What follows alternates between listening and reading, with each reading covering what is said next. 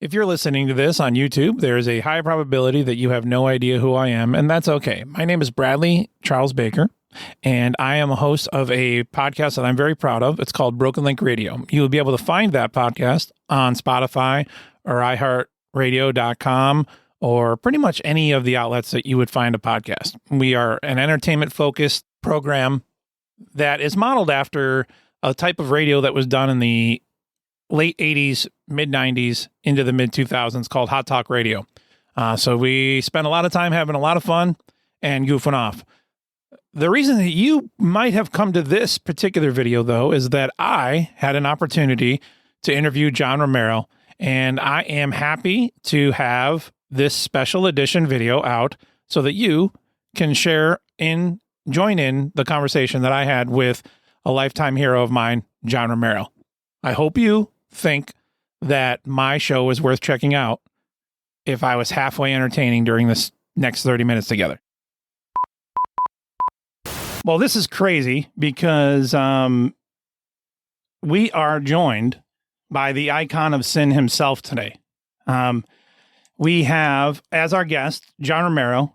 You may know him as one of the co-founders of id Software and the creative genius behind iconic titles like Doom, Quake, Wolfenstein 3D, pretty much every game that I enjoyed as a child. And he has forever changed the landscape of gaming. He has recently released a very anticipated autobiography entitled DoomGuy, Life in First Person. John Romero, thank you so much for coming on our show. I really appreciate it. Yeah, well, thanks for having me.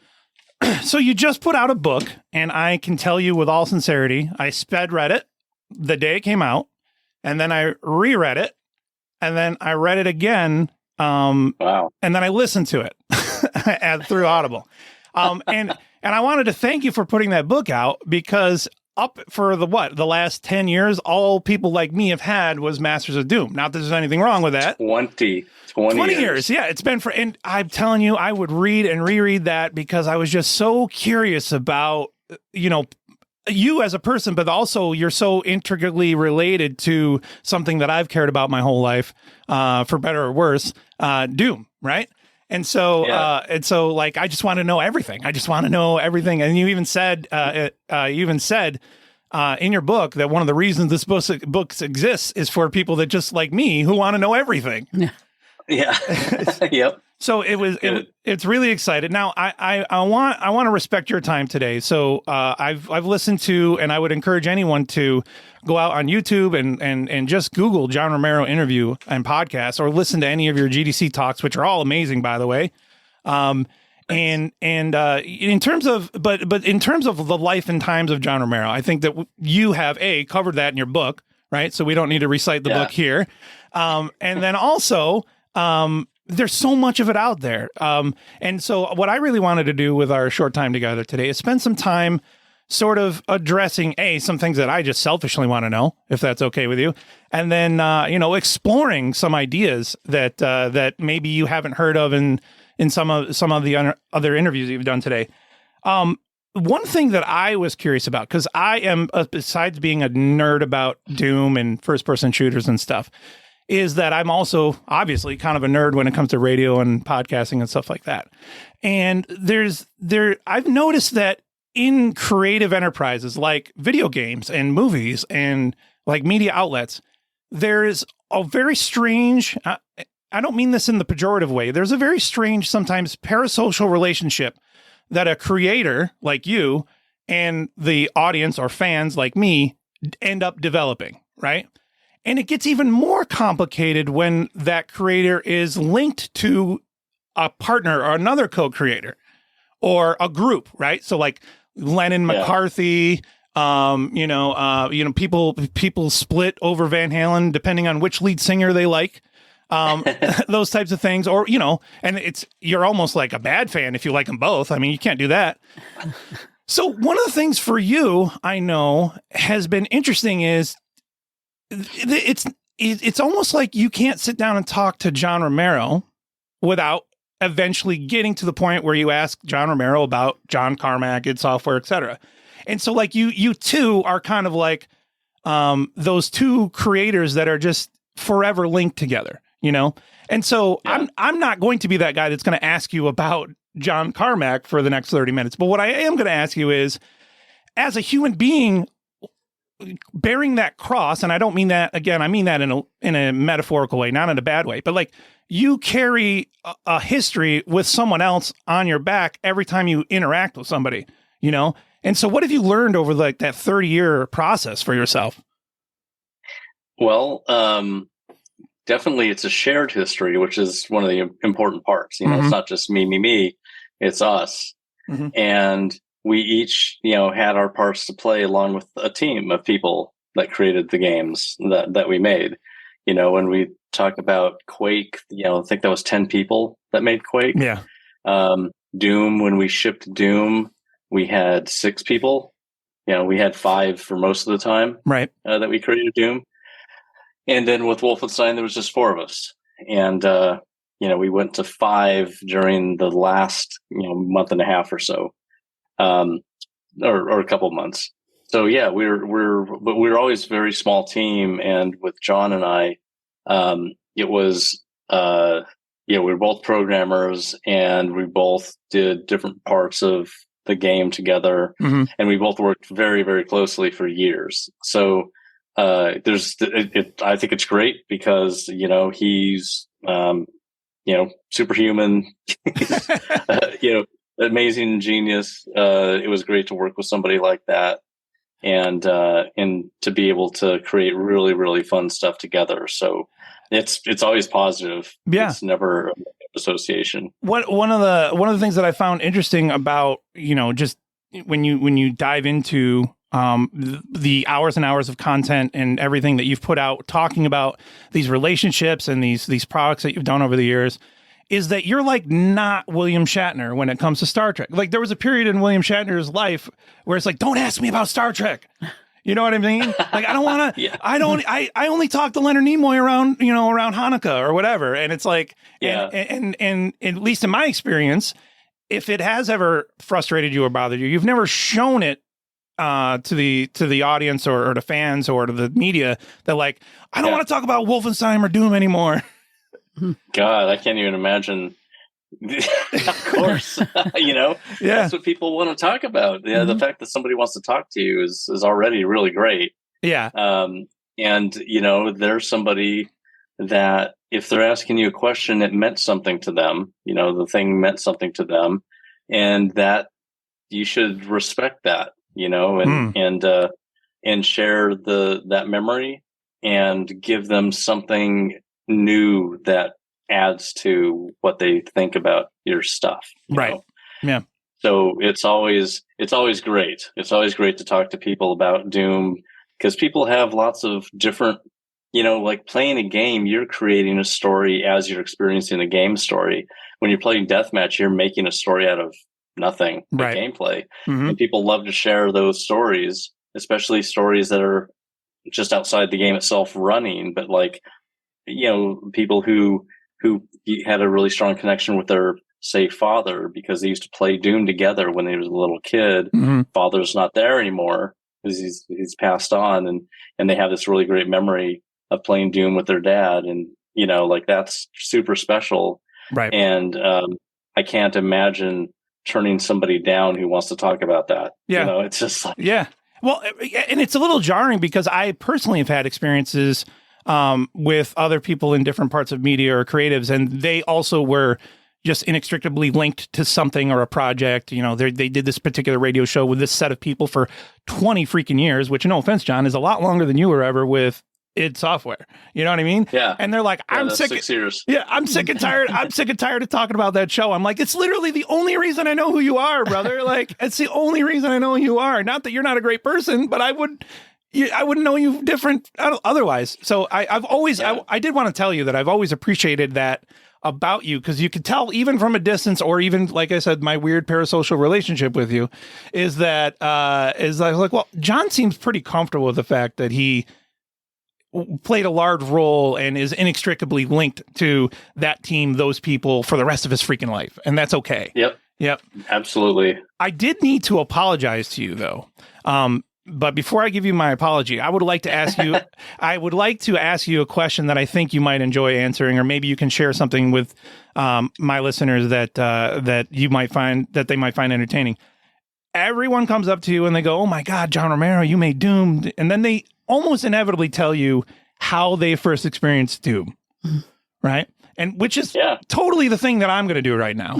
I'm not ashamed of it. Nice. But what I want to know is, can you give me, you don't need name names or anything, but you can give me like one of the more standout stories that somebody told you about the way they came across Doom or Wolfenstein, Quake, whatever that game was for those stories. Well, my favorite ones are always they got it when they were a little kid. Mm-hmm. There's always two ways that happened. It's either their dad gave it to them, not without the mom knowing, or they were forbidden from playing it and they hid it. Okay. All right. So okay. So always that it's like, I just want to let everyone know we did not script this. So there's someone, you can't see them right now, John, but they're on a different microphone right now. And it is my 63-year-old mother to my right. And I was 100% forbidden from playing Doom. I would still forbid him if I could. I think that's just because it takes up so much of my time now. I think if I could have the particular year, I might have incorrect, but it would have been 94, 95, somewhere in there. And that's around the time that we got our 75 megahertz Pentium. So it's the first time there was a computer in our house that could run Doom respectably. You know what I'm saying? And I was just like, man, I need to play Doom. As soon as I found out what Doom was, I was like, I need this. So long story short, completely forbidden. And there's lots of reasons. We don't need to get into all that. But my mom had forbidden me from playing Doom. Here's the difference, though. Doom is a story about essentially superhuman DoomGuy, who is battling the forces of hell itself in order to rid our universe, to save Earth, in order to save all of humanity. And I was against it. Now, you may not. Yeah, exactly. Now, you may not know this game, and even if you do, I know that you've always been gracious and kind to everyone, okay? But I was not allowed to play Doom, so I would have to go through the bargain bin at KB Toys or Electronics Boutique or whatever this is, and I would have to play a lot of games that were less than Doom, shall we say. And so if you're familiar with Lethal Tender, which was a game, I mean, absolutely. Listen, I still love that game. Okay. It's not Doom, but even before I got my hands on Lethal Tender and its beautiful sequel, Terminal Terror, before I got it to any of those games. Where was I? Well, you bought it. You bought this because it wasn't Doom. Anything but Doom. But I was so starved to play Doom that I would also try to talk my mom into buying those really crummy DIY renovate your house CAD programs that were on the bargain bin shelf. I was like, at least I can make a Doom level and walk in it, even if I can't have Doom. Long story short, I eventually got a pirated copy of Doom at school, but Mom never knew. And the other thing I did was I would sneak out that same 75 megahertz computer. I would sneak out at like 3:00 in the morning and do the dial-up Quake deathmatch, and I would have to start my download at like 11:00 at night because it would take forever to download whatever stinking map we were going to play on. Oh, man, it was fantastic. And I'm just now hearing and Norma's just now hearing about it. Wow. So my apology is for pirating Doom. However, if it makes you feel any better, I've probably bought and rebought and rebought and rebought. It's when you open up my Nintendo Switch, everyone laughs because it's like Doom, Quake, and then you open up my console and it's like Doom, Quake, Wolfenstein 3, just all of it. You guys, somebody re-releases and I'm into it. So the question I had, though, about your book that was really shocking to me, the apology that I have is, A, I stole your game, but I made up for it. And B, is when I heard, before your book came out, when I heard your stories about you coming up, and I think this is important to talk about because we all do this to some degree. I made some assumptions about who you were as a person. Because I had heard throughout the years, and even in Masters of Doom, your dad was your stepfather was a military guy. Now, whether this is right or wrong, and obviously I've learned that it's wrong, I just jump to, oh, John grew up middle class. You know what I'm saying? Right. And then, and a lot of times, for obvious reasons, we didn't talk about what life was like with your biological father. And I'm telling you, even if you don't know Doom and you don't know John Romero, there's a lot of stories that are way more relatable and can change your entire perspective on John Romero and who he is and who he was. Have you noticed that since your book has come out, that people approach you differently, think about you differently, address you differently? Well, yeah, I get a lot of email from people who read the book or have read the book, and they basically really they tell me that they find all of that from there's different parts of it that are super relatable to people. It's either my stepdad part or my biological dad part, because they're very different people, right? But the abuse was there's abuse, and it was different, but it was kind of the same. And so people that grew up a certain way will relate to the stepfather part, and others will relate to the alcoholic, part of my biological dad. And it's just, super common. And I get a lot of email from people just saying that they can't believe I even gave up that info. Like I even talked about it. It's been really difficult to write it. And, and for me, it was like, I think it's important to do that because it lets people who are in the same situation, if there's a kid reading this book and they see themselves in my situation, then they can see that they can get out of it, that life doesn't end, while they're a kid under the situation they're living. I'm going to have to read this book. Now I was going to tell you that the book made me cry, but John's about to make me cry again. So I want people to read your book, John, but the bike story in the arcade, I mean, that was brutal because that sounded so familiar to, I imagine, a lot of people. The being abandoned in the desert, that story, again, I don't know about you, but for me, growing up, now that I'm a near 40-year-old and you're an adult and you have multiple children and you've raised, it's amazing because you are such a graceful and kind person. And John doesn't say anything really horrible about anybody in his life ever in general, but even people that committed abuse. Right. But the part that's always been difficult to me is like going through life as an adult now. It's always been so difficult for me to wrap my head around, I'm going to be mean to a child, And so like, how do you do that? And the reason that all wraps up because Norma was kind of curious on this angle. Without some of the abuse stories that we're now aware of that are in your book, there was those stories about how you would get in trouble at school about these overtly violent depictions and graphs. And I ran through, again, I'm being sincere and honest with you, where like, I'm just a normal person. I'm developing my parasocial relationship with John Romero. And I've got this cognitive dissonance where I think that he's got it, he's got a middle-class family and his stepdad bought him a nice computer that cost him a lot. And he's also like kind of acting out in a strange way and like drawing these really graphic, violent comics that are getting in trouble in school. And that was the thing that I sat with, John, like you said, it's been 20 years since Master Doom. I'm like, that John's book comes out and I'm like, oh, he was going through things and things that a lot of people can really,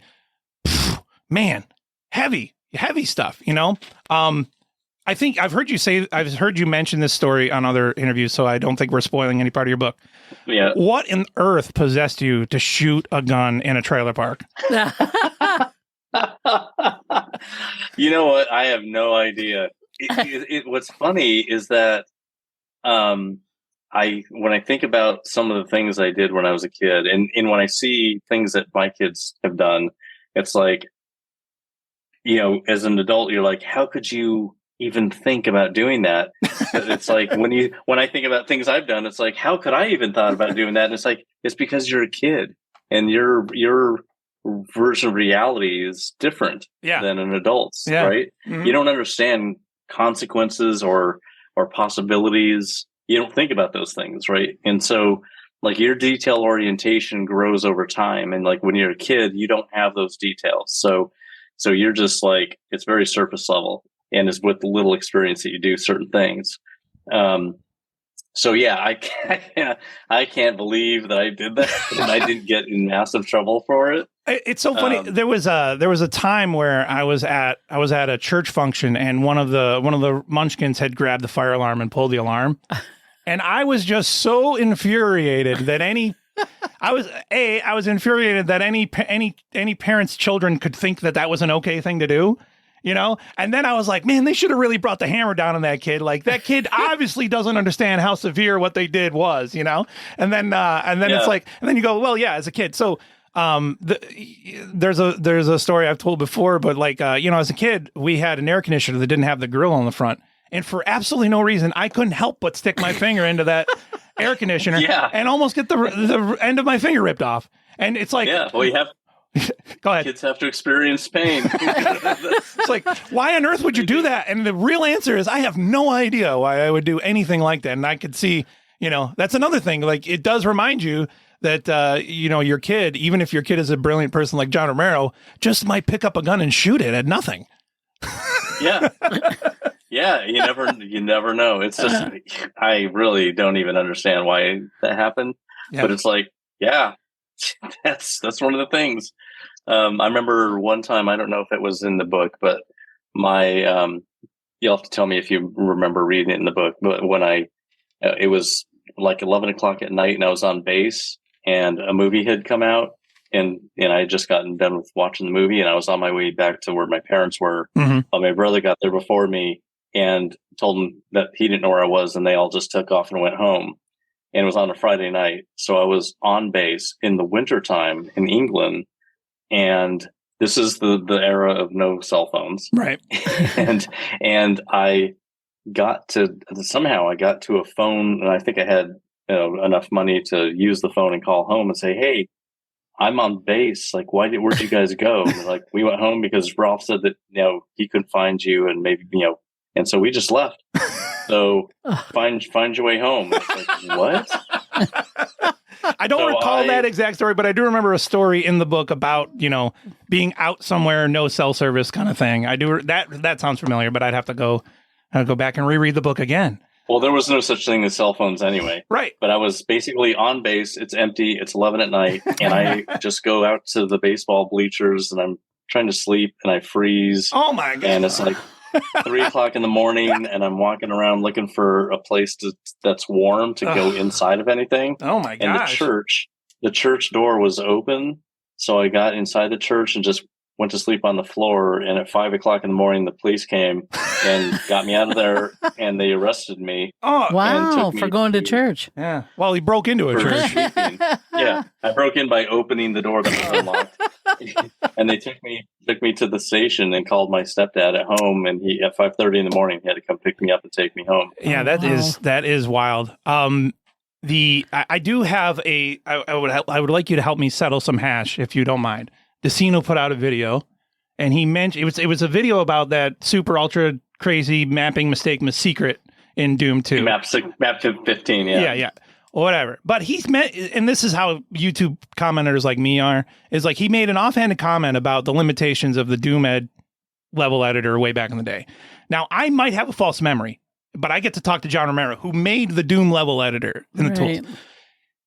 Decino said that you didn't have a way to WYSIWYG textures in that original Doom Ed editor. I could swear I've heard you say that was the thing that things like Doom Builder had to catch up to you on later on.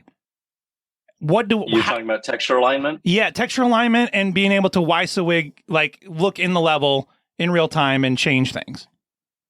Oh yeah, so we could not look in the level and change things in real time. Okay. We had two computers. I was on a Next computer with DoomEd running on it, and it's all just lines and boxes.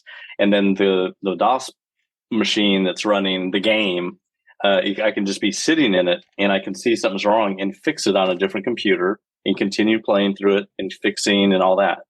I didn't have any real-time visibility on Next Step. I lost $5, I think. So the texture alignment, like whenever you have stairs, going up and the texture always starts at 0 again, the UV, they call it, like the UV coordinate.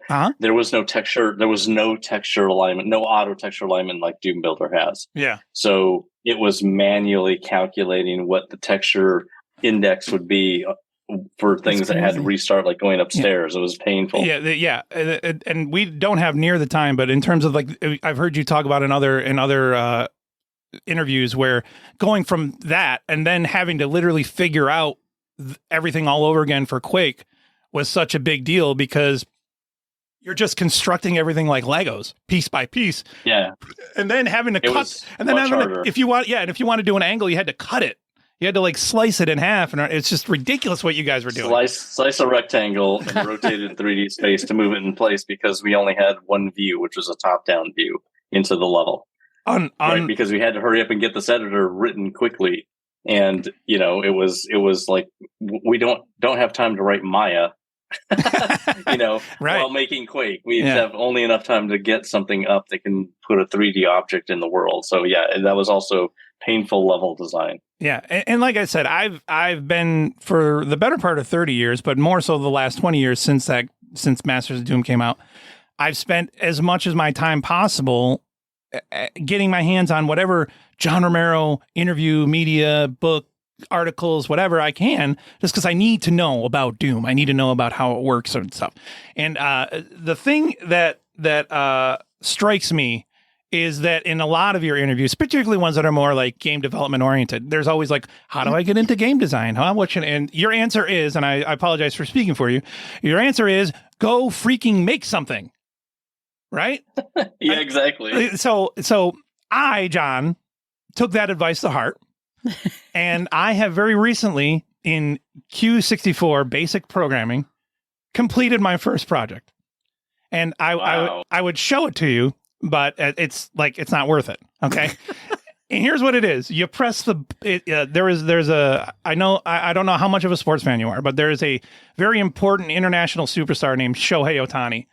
And he recently injured his elbow. And the thing about this guy, Shohei Ohtani, that in baseball, he can hit like Babe Ruth and he can pitch like Nolan Ryan. Like he can throw 100 miles an hour and he can also lead the league in home runs.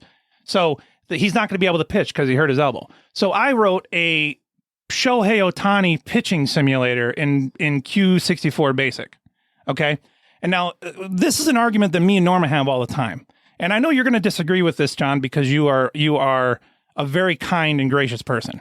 But ideas are a dime a dozen. And that stupid idea of making basically a meme program that I have two inputs, Q for quit and enter for throw pitch. Okay. That effing thing took me 9 hours, John. It took me 9 hours. Okay. Yeah. I have things to do, John. I have things to do, and I spent an entire day making this dumb joke of a program for 9 hours. And but you learned a lot. When you look at that listing, you'll remember all the problems that you solved. Oh my listing. God! Oh yeah, well yeah, especially when you double name a function that you created. Forget it. Nobody cared. It's just like, and then because then you don't know why it's not working because you've been using there's some sort of syntax error somewhere, and I don't know what I'm doing. The reason I brought that up though, John, is because you have always hammered that point home. Go freaking make something. I don't care if you have to get Game Maker Studio or figure out Unity or write a dumb Shohei Ohtani simulator in Basic. It doesn't matter. Go make something, right? Yes. And my whole thing is that I get a little irritated with, and I'm using finger quotes, but I'm specifically referring to a type of person, idea guy. Okay. I saw a YouTube video. And the YouTube video was, I swear, this was the title of the video. It is so easy to make a good NASCAR video game. Yeah. And I was like, there's no way. And so I clicked on the video and I go, all you're saying is ideas. Like the idea of having race cars realistically go around the track, that's easy to come up with. So how do you talk to or deal with or think about those types of people? And I know we're running short on time, but there was something I was going with on your interaction with those types of criticisms, critiques, etc.? Well, it's easy. You basically would sit the person down who doesn't understand game development and just ask them, out of the game idea that you have, you think it's easy. So what is the hardest part of that idea, do you think? And it's like, oh, I think the physics on the car and trying to make it look good as it's drifting or whatever. And then say, what is the easiest part of that game, do you think? Title screen, menu system, whatever. And like, oh yeah, probably the title screen. It's like, can you just do a title screen? Just put a title screen up. Try to do that. You're a genius, John. Because as soon as you said that, I was just thinking about like, oh my God, if you asked me to make you a title screen tomorrow, I'd be like, how many years do we have for this game, John? How many years do we have for this? So, that's brilliant. That's a brilliant answer. I'm very excited you said that, because my answer is just like, F you don't know what you're talking about, dude. So, John, again, the book is DoomGuy, Life in First Person. John, you were incredibly gracious. I also want to extend my thanks to your wife, Brenda, for helping arrange this. I appreciate it. I have so many other things that I would have loved to talk to you about, but I am more than thankful and gracious for the time you've given us today. Thank you so much. Well, thank you for playing my games. All right. And nice meeting you, John. I'm going to read your book. Same here. If we could do something in the future, I'd love to. Have a good day, John. Sure. Yeah, you too. Thanks.